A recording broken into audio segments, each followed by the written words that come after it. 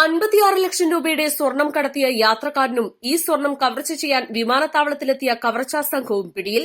ഖത്തറിൽ നിന്നും ഇന്ത്യയിലേക്ക് സ്വർണം കടത്തുന്നതിനിടെ കരിപ്പൂർ വിമാനത്താവളത്തിൽ വെച്ചാണ് സംഭവം.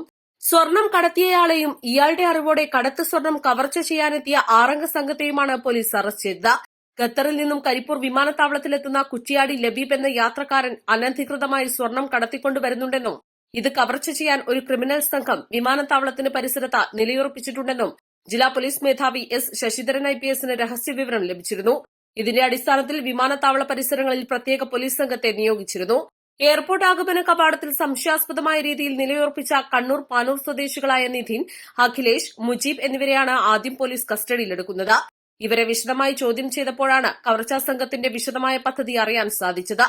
വിമാനത്താവളത്തിന് പുറത്ത് മറ്റൊരു കാറിൽ പാനൂർ സ്വദേശികളായ അജ്മൽ, മുനീർ, നജീബ് എന്നിവർ ഉണ്ടെന്ന് മനസ്സിലാക്കി. കോഴിക്കോട് കുറ്റ്യാടി സ്വദേശിയായ ഫസൽ എന്നയാളാണ് സ്വർണവുമായി വരുന്ന യാത്രക്കാരന്റെ വിവരങ്ങൾ കവർച്ചാ സംഘത്തിന് കൈമാറിയത്.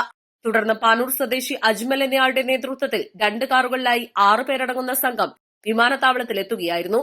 അതേസമയം കസ്റ്റംസ് പരിശോധനകളെ അതിജീവിച്ച് കടത്ത് സ്വർണവുമായി വിമാനത്താവളത്തിന് പുറത്തെത്തിയ കുറ്റ്യാടി സ്വദേശി ലബീബ് പോലീസ് പിടിയിലായി. പോലീസ് കസ്റ്റഡിയിലായതോടെ അപകടം മണത്തറിഞ്ഞ കവർച്ചാ സംഘത്തിലെ 3 പേർ പദ്ധതി ഉപേക്ഷിച്ച് കാറിൽ കടന്നു കളയുകയായിരുന്നു. ഇതോടെ പോലീസ് കവർച്ചാ സംഘത്തെ പിന്തുടർന്ന് കണ്ണൂർ ചൊക്ലയിൽ വെച്ച് മണിക്കൂറുകൾക്കുള്ളിൽ ഇവരെ അറസ്റ്റ് ചെയ്തു. കടത്ത് സ്വർണം കവർച്ച ചെയ്ത് തുല്യമായി പങ്കിട്ടെടുക്കാനായിരുന്നു ഇവർ പദ്ധതിയിട്ടിരുന്നത്. കവർച്ചാ സംഘത്തിൽ ഉൾപ്പെട്ട പാനൂർ സ്വദേശിയായ അഖിലേഷ് നിരവധി ക്രിമിനൽ കേസുകളിൽ പ്രതിയാണ്. വയനാട് ബീനങ്ങാടി സ്റ്റേഷൻ പരിധിയിൽ 1.5 കോടി രൂപ കവർച്ച ചെയ്ത ഹൈവേ റോബറി കേസിൽ അറസ്റ്റിലായി ഉപാധികളോടെ കോടതി ജാമ്യത്തിൽ വിട്ടയച്ചയാളാണ്.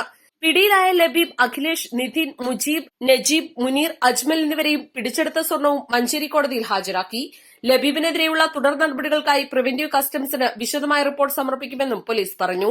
East live Kondotty.